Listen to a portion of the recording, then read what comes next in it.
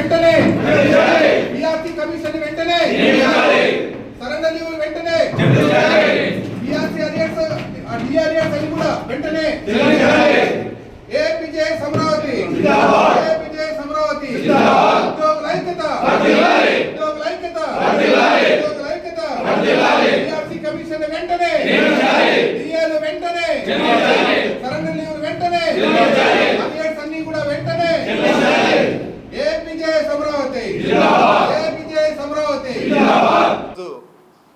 మనకి ఈ అత్యవసర ఏదైతే కార్యవర్గ సమావేశం అయితేనేమి ఈరోజు ఈ సమావేశాన్ని నిర్వహించడానికి ముఖ్య కారణం ఏపీజేఎస్ అమరావతి రాష్ట్ర అధ్యక్షుడైనటువంటి బొప్పరాజు వెంకటేశ్వరరావు గారు 7/6/2026 తేదీ ఏదైతే రాష్ట్ర కార్యవర్గ సమావేశాన్ని నిర్ణయించి ఆ సమావేశం నందు 28 జిల్లాల అధ్యక్ష కార్యదర్శులు అదేవిధంగా ఉమెన్ కమిటీ సంబంధించినటువంటి చైర్పర్సన్స్ జనరల్ సెక్రటరీస్ అదేవిధంగా వివిధ సంఘాలకు సంబంధించినటువంటి అధ్యక్ష కార్యదర్శులందరూ కూడా ఆ రోజు అక్కడ హాజరయ్యి ఏదైతే ఈరోజు ఉద్యోగులు పడుతున్నటువంటి ఈ సమస్యల మీద కూడా ఏకరువు పెట్టడం జరిగింది.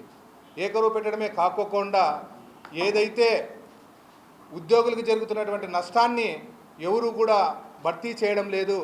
కనీసం ఏపీజేఏసీ అమరావతి అన్న ఇది చేసి ఉద్యోగుల పక్షాన నిలబడాలని చెప్పి అందరూ కూడా ఆ రోజు మొత్తం 28 జిల్లా నాయకత్వాలన్నీ కూడా రాష్ట్రానికి దిశానిర్దేశం ఏం చేసిందంటే మనము ఉద్యమానికి వెళ్ళాలి అనే విషయాన్ని నిర్ణయించడం జరిగింది. ఆ రోజు ఆ నిర్ణయం ప్రకారం ఏదైతే రాష్ట్ర కమిటీ కూడా బొప్పరాజు వెంకటేశ్వరరావు గారు కూడా ఒక అడ్మినిస్ట్రేషన్ ముందుకు పోయే ముందు ఒక సమన్వయ కమిటీతో కూడా 13 మందితో కూడా కమిటీ వేసి ఆ కమిటీ కూడా ఏం చేస్తుందంటే ఆ కమిటీ మన ఏపీజేఎస్ అమరావతి ఉద్యమానికి వెళ్తూ ఉంది.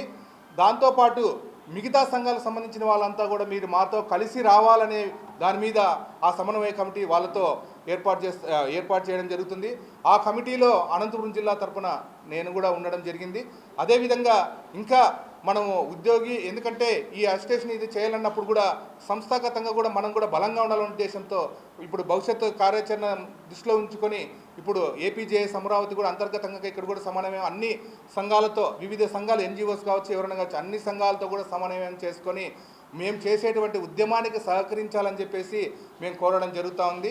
దాంట్లో మరీ ముఖ్యంగా ఏదైతే గత ప్రభుత్వంలో మనము రివర్స్ పిఆర్సీ అనేది చూసాం. ఇంతవరకు భవిష్యత్తులో ఏ ఉద్యోగి కూడా ఇంతమంది సీనియర్ కామ్రేడ్స్ ఇక్కడ అంతా ఉన్నారు వాళ్ళు కూడా ఎవరు కూడా ఇంతవరకు రివర్స్ పిఆర్సీ అనేది మనం చూడలేదు. గత ప్రభుత్వంలో చూసాం. కానీ అది చూసిన తర్వాత ఆ రోజు ఉన్నటువంటి ప్రతిపక్ష నాయకుడు ఈరోజు ఏదైతే ప్రస్తుత సీఎం గారు ఉద్యోగులు పడుతున్నటువంటి కష్టాలు మేము వచ్చిన తర్వాత ఉద్యోగుల గౌరవాన్ని పెంచుతాము, మీకు ఎప్పటికప్పుడు డిఏలు మంజూరు చేస్తాము, మేము వస్తేనే ఐఆర్ ఇస్తాము అని ఆ రోజు వాళ్ళ మేనిఫెస్టోలో కూడా పెట్టడం జరిగింది.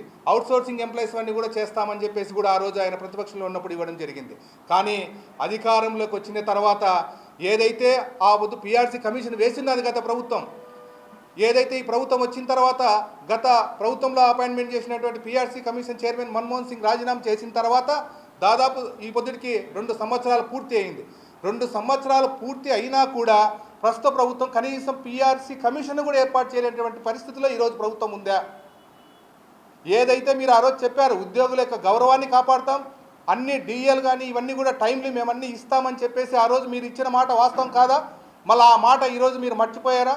ఏదైతే మీరు పెట్టేటువంటి ప్రతి సంక్షేమ పథకాలన్నీ కూడా ఉద్యోగి ఈరోజు వాళ్ళ ఇంటికి తీసుకొని వెళ్ళి వాళ్ళ కళ్ళల్లో ఆనందాన్ని చూస్తుంది ప్రభుత్వం. కానీ మేమైతే ఆ సర్వీస్ చేస్తూ ఉండి ఏదైతే జనాల్లో మన పబ్లిక్లో వాళ్ళకి ఆనందం కలిగిస్తున్నాం, కానీ మా ఉద్యోగిగా ఆర్థికంగా కానీ మేమంతా కూడా బాధపడతా ఉన్నాం. అంటే మేము బాధపడితే రాష్ట్ర ప్రభుత్వానికి సంతోషమేనా? వాస్తవంగా రాష్ట్ర ప్రభుత్వానికి ప్రభుత్వ ఉద్యోగులు అంటే ఒక బలం అది. కానీ ఈరోజు ఆ బలం కాస్త మళ్ళీ మేము వీక్ అని అనుకుంటున్నదా ప్రభుత్వం ఏంటనేది మాకు ఉద్దేశం అర్థం కావట్లేదు. కనీసం పిఆర్సీ కమిషన్ 2 ఏళ్ళు అయినా కూడా పిఆర్సీ కమిషన్ నియమించడానికి ఇది ఆర్థికంగా ఏం వచ్చినది ఏం కాదు, ఆర్థిక నష్టం అనేది ఏం లేదు. కమిషన్ వేయడానికి ఏం ఆర్థికంగా ఏమి ఇదేం లేదు, ఆర్థికేతర విషయం కదా. కానీ ఆ కమిటీ కూడా వేయలేనటువంటి పరిస్థితిలో ఉన్నారు. కానీ మా ఉద్యోగులంతా మాట్లాడుకునేది ఏం మాట్లాడుతున్నారంటే కమిషన్ వేస్తే వెంటనే ఐఆర్ ఇవ్వాలి. అవును, అది సాంప్రదాయం.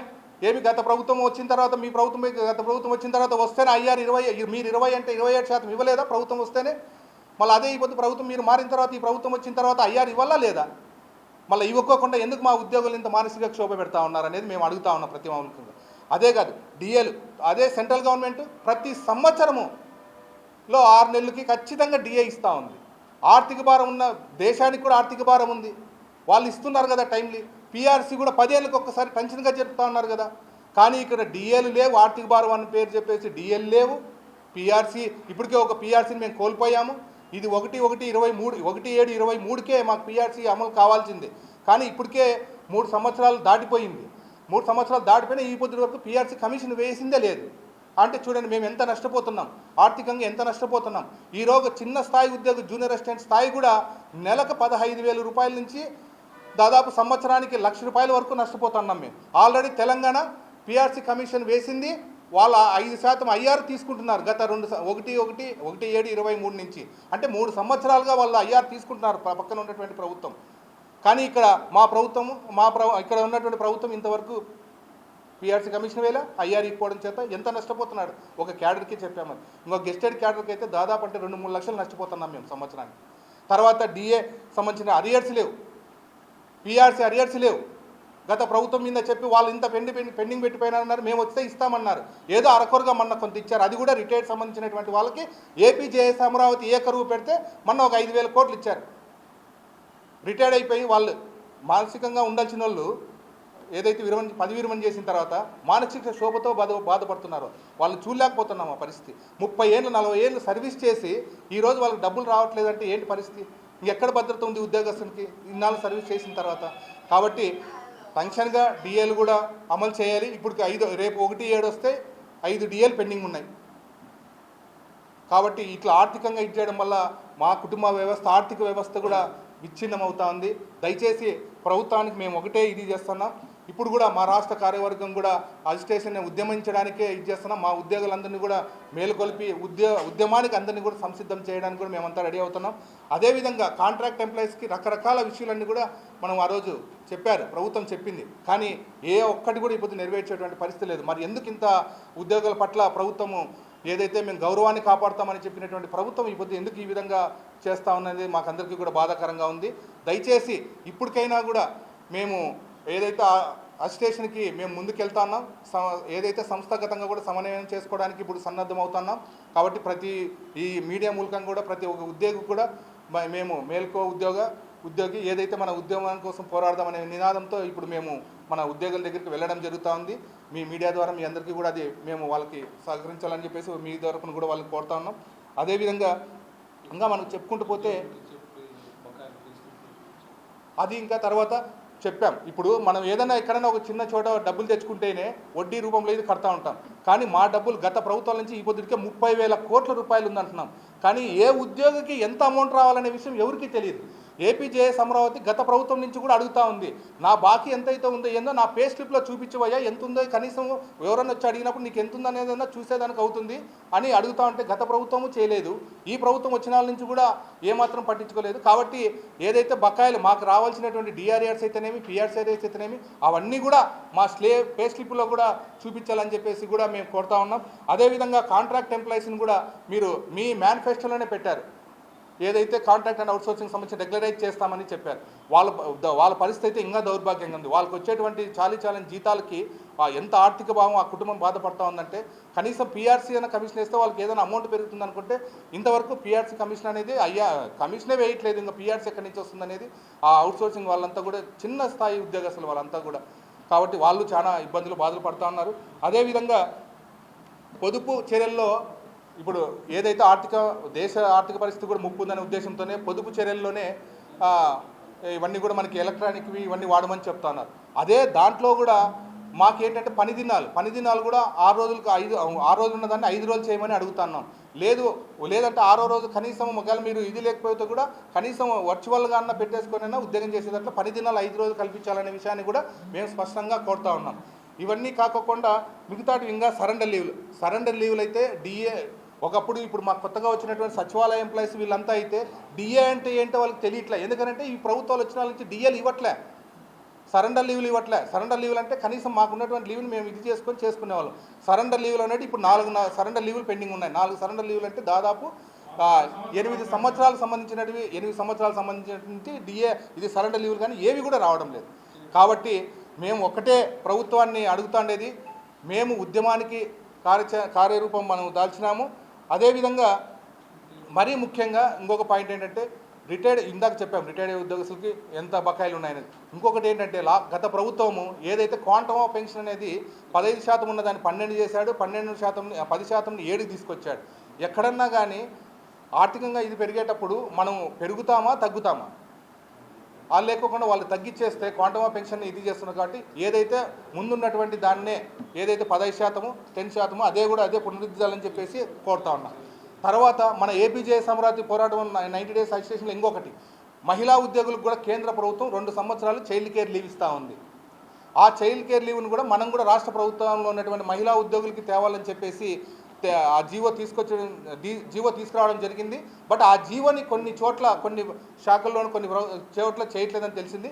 కాబట్టి మేము ప్రభుత్వాన్ని ఒకటే కోరుతున్నాం, అన్ని శాఖల్లో కూడా ఏదైతే రాష్ట్ర ప్రభుత్వ మహిళా ఉద్యోగులకు కూడా చైల్డ్ కేర్ని 2 సంవత్సరాలు అనేది మీరు వాళ్ళకి అవకాశం ఇవ్వాలని చెప్పేసి కూడా మరీ కోరుతా ఉన్నాం. అదే కాకుండా మిగతా జేఏసీలను కూడా మనమంతా కూడా ఈ సమన్వయ కమిటీలో భాగంగా మేము వెళ్ళి వాళ్ళని కూడా పిలవడం జరుగుతుంది. ఇవన్నీ కూడా జరుగుతుంది. కానీ ప్రభుత్వానికి మేము ఒకటే అడుగుతా ఉన్నాం, మా యొక్క మేము కూడా మీ కుటుంబ సభ్యులు ఉన్నట్లే, ప్రభుత్వ ఉద్యోగులు అంటే ఎవరో కాదు, వాళ్ళు మీ కుటుంబ సభ్యులే. అదేవిధంగా మేము కూడా ప్రజల్లో భాగం, ప్రజల్లోని సంక్షేమ పథకాలు ఇవన్నీ కూడా మీరు అన్నీ చేస్తూ ఉన్నారు. దానికంతా మేమే ముందు నుండి చేస్తున్నాం.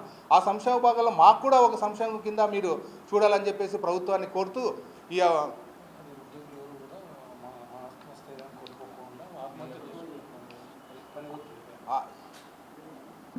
అది కోరుతూ ఇది తర్వాత ఇందాక పని వర్క్ ఇది అన్నారు. పని వర్క్ అనేది మొన్న కూడా మీరు అందరూ కూడా చూసినారు. కర్నూలులో ఒక విఆర్ఓ ఇదైంది. కానీ ఇది రాష్ట్ర కమిటీ కూడా దాన్ని ఖండించింది.